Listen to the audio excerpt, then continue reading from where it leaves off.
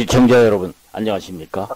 요즘 국회에서는 재적 의원 298명 중 민주당 주도의 180여 국회의원들이 들고 일어나서 대통령 부인의 이름을 딴 김건희 여사 도이치모터스 주가 조작 법이라고 부르는 법을 만들어서 의원 298명 국회의원 중 민주당 주도의 180여 명이 가결시켰다고 합니다.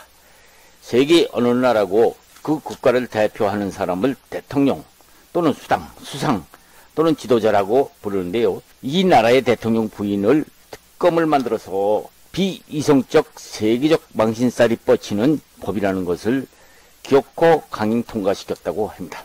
야당들은 이렇게 강행 처리한 법안의 근본을 국민들이 대통령 부인에 대한 특검을 찬성하기 때문이라고 주장하지만은 국민들은 대통령 부인에 대한 특검을 찬성한다는 의사표시 한 점이 없는데도 일부 편파적인 여론조사 기관이라는 곳에서 여론조사 질문 내용을 가지고 국민들이 답변을 일방적으로 유도, 특검을 전 국민이 찬성이라도 한 것처럼 일부 언론 보도한 것을 그대로 명분을 합리화시키고 있지만 대다수 국민들은 국민들이 손수 뽑아놓은 대통령이 올바른 직무 수행을 하도록 정치권에서 이성을 찾아야 함에도 불구하고 소위 정치권에서 정쟁을 위한 것이라면 물불을 가리지 않는 태도를 국민들은 의아하게 생각하지 않을 수 없는 것이죠.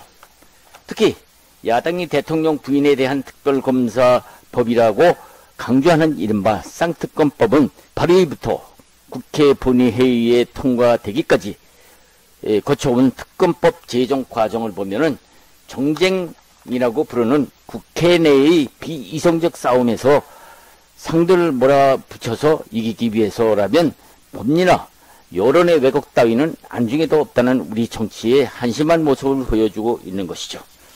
특히 대통령 부인에 대한 이번 특검법 경우를 보면은 현 윤석열 대통령이 2022년 3월 11일 대통령으로 당선되었고 그로부터 10년 전인 2012년 3월 결혼식을 올리기 전인 2010년 발생한 도이치모터스 주가 조작 사건에 김 여사가 관계 있다고 의심되는 것을 파헤치겠다는 법이라고는 하는데요. 국회에서 즉각 거부권이라고 부르는 국제의결 요구를 하도록 요구권을 발동하겠다는 방침이라고 하죠. 재적 국회의원 298명 중 야당 국회의원 180여 명이 투표에 나서서 전원 일사천리로 특검 찬성표를 던진 것이라고 하죠.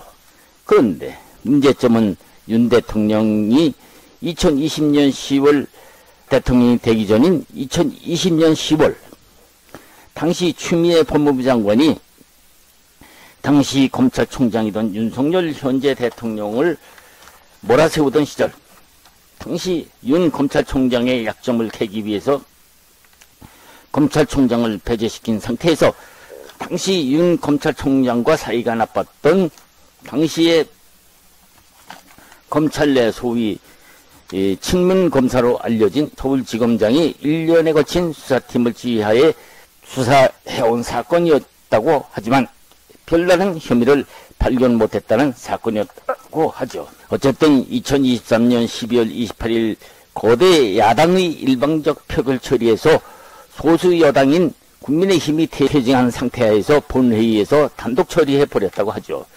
물론 대통령실은 이 법안이 통과되면서 법안이 정부로 이송된 대로 즉각 거부권이라고 부르는 국회에서 재의결 요구권을 발동하겠다는 방침이라고는 합니다. 재적 국회의원 298명 중 야당 국회의원이 180여 명이 일사천리로 특검 찬성표를 던진 것이죠. 2024년도 국회의원 총선거가 불과 104일 앞두고 이게 무슨 짓들입니까?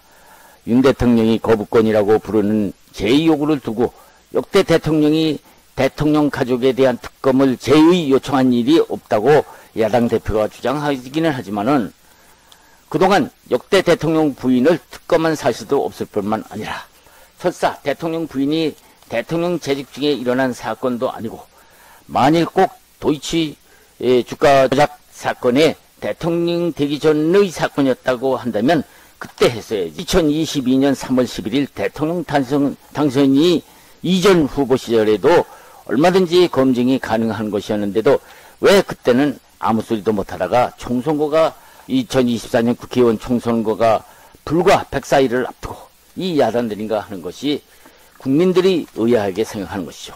국민들은 이 특검법을 밀어붙인 야당의 속보이는 짓을 개탄하지 않을 수 없다는 것이죠. 시청자 여러분, 내년 총선거는 올바른 국회의원을 뽑는 행사입니다. 대통령을 뽑는 행사가 아니라, 그런데 대통령 부인을 구태여 이 시기에 왜 들먹이는지 국민들은 납득할 수 없다는 것입니다. 생각해보면은 노무현 전 대통령과 권양숙 여사의 관계에서 과거 민주당 대선 후보 경선 당시 경선 도중 이인재 후보가 노무현 대통령 후보 장윤이 6.25 당시 좌익 전력을 문제 삼아 대통령이 되려고 아내를 버리고 오란 말입니까? 라고 맞받아쳤을 때 국민들은 어떻게 생각을 했겠습니까? 훗날 권 여사는 당시 노 전 대통령의 마음 씀씀이 상당한 감동을 받았다는 일화는 당시 대선 후보 경선 당시 일화로 유명세를 탄 일이 있죠.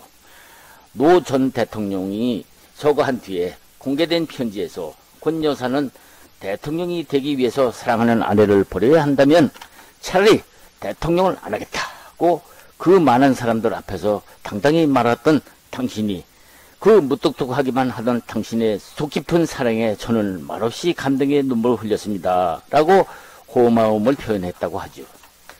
그러한 일화는 국민들에게 아직도 생생히 남아있죠.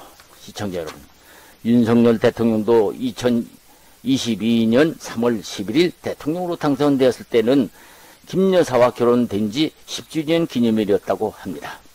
두 분은 2년 교제한 뒤 2012년 3월 결혼식을 올렸고, 윤 대통령은 당시 대검 중앙수사 1과장이었던 윤 당선인은 52세 부인을 40세였다고 하죠.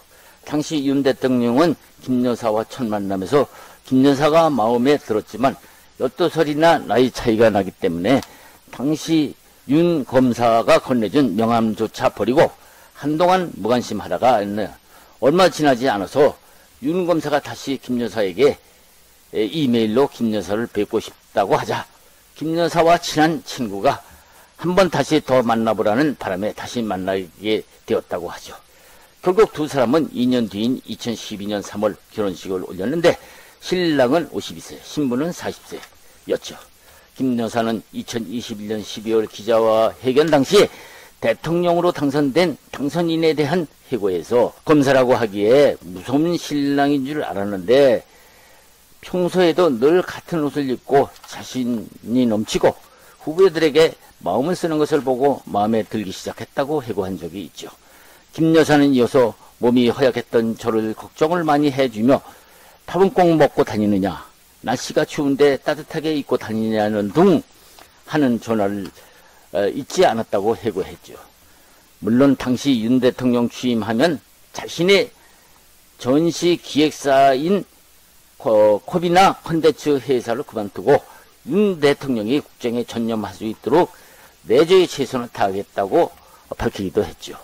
시청자 여러분, 다시 노무현 전 대통령이 대통령 후보 시절 한 말을 한 번 더 살펴보고 끝내기로 하겠습니다. 여러분, 저는 아이들을 잘 키우고 지금까지 서로 사랑하면서 잘 살고 있습니다. 뭐가 잘못됐습니까? 이런 아내를 제가 버려야 합니까? 그렇게 하면 대통령 자격이 있고 이 아내를 그대로 사랑하면은 대통령 자격이 없다는 겁니까? 여러분, 그런 아내를 가지고 있는 사람은 대통령 자격이 없다고 판단하신다면 저 대통령 후보 그만두겠습니다. 여러분, 하라고 하면 열심히 하겠습니다.